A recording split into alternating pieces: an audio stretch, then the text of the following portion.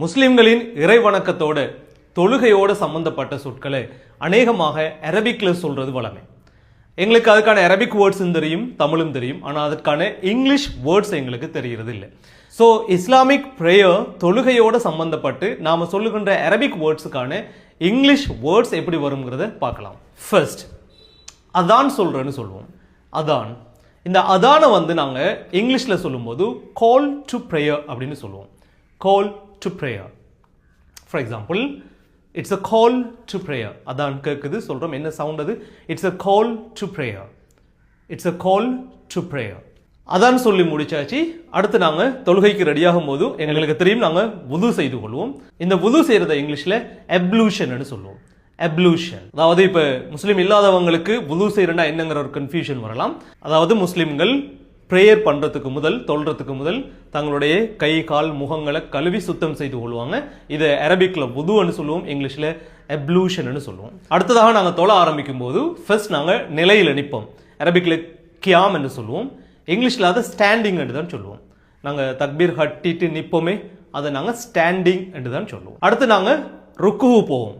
ருக்குவு போகுங்கிறது கையை முழங்காலில் வச்சுக்கொண்டு தரையை பார்த்த மாதிரி ஒரு பொசிஷனில் நிற்போம். இதை நம்ம இங்கிலீஷில் பவுயிங்னு சொல்லுவோம். பவ்.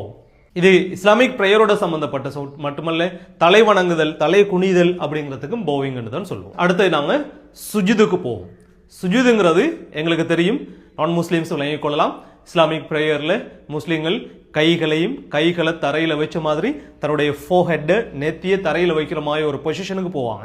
இந்த பொசிஷனு அரபிக்ல சுஜுதுன்னு சொல்லுவோம், இங்கிலீஷில் ப்ராஸ்ட்ரேஷன் சொல்லுவோம். ப்ராஸ்ட்ரேஷன் அதை வேர்பாக நாங்கள் சொல்லும்போது ப்ராஸ்ட்ரேட்னு சொல்லலாம். அவர் சுஜூத் செய்து கொண்டிருக்கிறார்னு சொல்லும்போது ஹீ இஸ் ப்ராஸ்ட்ரேட்டிங் அப்படின்னு சொல்லுவோம். ஸோ இது இஸ்லாமிக் ப்ரேயரோட சம்பந்தப்பட்ட சொல் மட்டுமல்ல, இது பழைய காலத்தில் அரசர்களுக்கு சில அடிமைகள் ப்ராஸ்ட்ரேட் பண்ணியிருக்கிறாங்க. குனிஞ்சி தலையை தரையில் வச்சு இருக்கிற ஒரு பொசிஷனை ப்ராஸ்ட்ரேஷன் சொல்கிறோம். அது தொழுகையிலையும் வாரத்தால் அந்த சொற்களை பயன்படுத்தி கொள்கிறோம். அடுத்து நாங்கள் இருப்புக்கு வருவோம். சுஜூது செஞ்சுட்டு இருப்புக்கு வருவோம். அதை நாங்கள் அந்த இருப்பை சிட்டிங் என்று தான் சொல்லுவோம். அதையும் சிட்டிங் என்று தான் சொல்லுவோம். அடுத்தது சலாம் கொடுக்கறத சொல்லுவோம். சலாம் கொடுத்து ப்ரேயரை முடிச்சு கொள்றேன். இந்த சலாம்ங்கிறது ப்ரேயரை முடிவுங்கிறதால எண்ட் ஆஃப் த ப்ரேயர் அப்படின்னு அதை சொல்லுவோம். End of the prayer.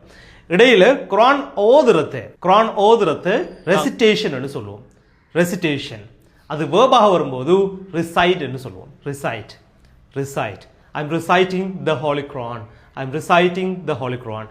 So அது நவுனாக வரும்போது ரெசிடேஷன் அப்படின்னு சொல்லுவோம். தொழுகையை முடிச்சுட்டு துவா கேட்போம். இந்த துவாங்கிறது பிரார்த்தனை. அரபிக் வேர்ட் துவா, தமிழில் பிரார்த்தனைன்னு சொல்லுவோம், இங்கிலீஷில் சப்ளிகேஷன் சொல்லுவோம். சப்ளிகேஷன் அது வேர்பாக வர டைமில் சப்ளிகேட்னு சொல்லுவோம். I am supplicating for you. Supplicate. சம்பந்தப்பட்ட இன்னும் சில சொற்கள் எங்களோட நியத் என்று சொல்லுவோம். எண்ணம். எங்களோட நியத், தொழுகைக்கு முன்னால நாங்கள் நியத் செய்யறோம்னு சொல்லுவோம். இதை இன்டென்ஷன் அப்படின்னு சொல்லுவோம். இன்டென்ஷன். நாங்க தொழுற அந்த முசல்லா இருக்குத்தானே, முன்னுக்கு ஒரு விரிப்போண்டு விரிச்சு தொழுவோம் முசல்லா, அதை நாம இங்கிலீஷ்ல பிரேயர் மெட்னு சொல்லுவோம். பிரேயர் மெட். எங்களோட ஈமான நம்பிக்கையை, ஈமான நம்ம இங்கிலீஷுக்கு டிரான்ஸ்லேட் பண்ணும்போது ஃபெய்த்னு சொல்லுவோம். ஃபெய்த்.